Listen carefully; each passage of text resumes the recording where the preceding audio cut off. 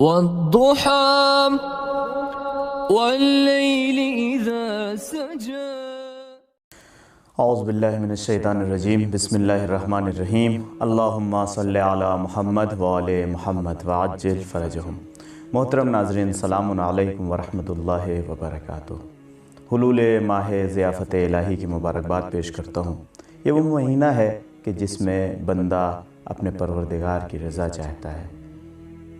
اس ماہ مبارک رمضان کی دعاؤں میں یہ وارد ہوا ہے کہ جہاں پہ بندہ کہتا ہے کہ پروردگار مجھے اپنی رضا اور اپنی خوشنودی سے نزدیک کر لے، مجھے اپنے غضب و ناراضگی سے دور کر دے، مجھے زیادہ سے زیادہ توفیق عنایت فرما کہ میں اس ماہ میں تیرے قرآن کی آیات کی زیادہ سے زیادہ تلاوت کروں.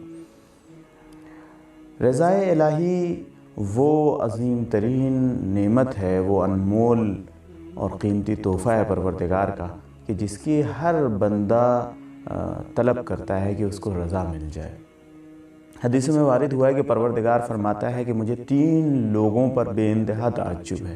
ایک وہ کہ جو نماز پڑھتا ہے اور اس کا ذہن ادھر ادھر ہوتا ہے، یعنی وہ یہ جانتا ہے کہ وہ کس کے حضور کھڑا ہوا ہے، کس کی بارگاہ میں کھڑا ہوا ہے، پھر بھی اس کا دماغ ادھر ادھر جاتا ہے، مادی چیزوں میں جاتا ہے، دکان میں جاتا ہے، دوسری اشیاء لین دین کے معاملوں میں جاتا ہے.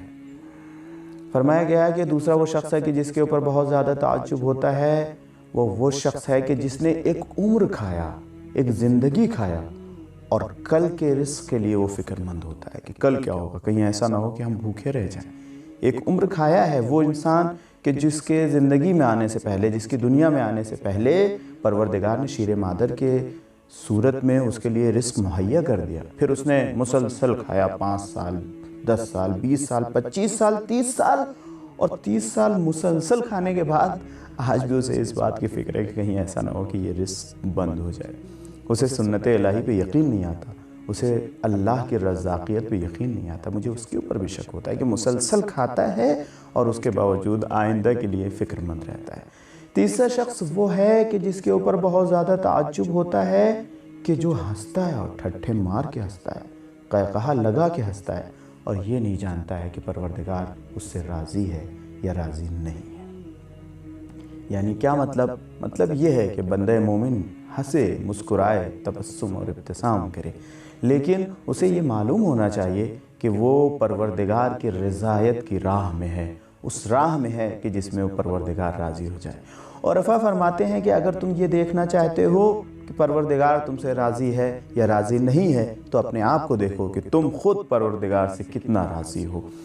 زندگی کے بہت سے مراحل ایسے آتے ہیں، زندگی کے بہت سے موڑ ایسے آتے ہیں کہ جہاں پر بندہ اپنے پروردگار سے راضی نہیں ہوتا، شاکی ہوتا ہے. اس نے مجھے یہ نہیں دیا، مجھے دولت سے نہیں نوازا، نعمت اولاد سے نہیں نوازا.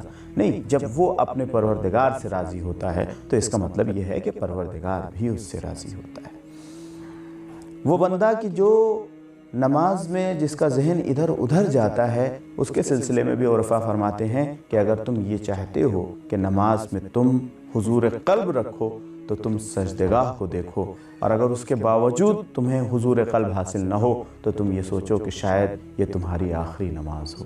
یہ سوچ کر کے کہ یہ نماز تمام ہوگی اور دروازے پہ دق الباب ہوگا اور آواز آئے گی میں ملک الموت ہوں، اگر تم یہ سوچو گے کہ یہ تمہاری آخری نماز ہے تو تمہارے پاس حضور قلب کی دولت آ جائے گی.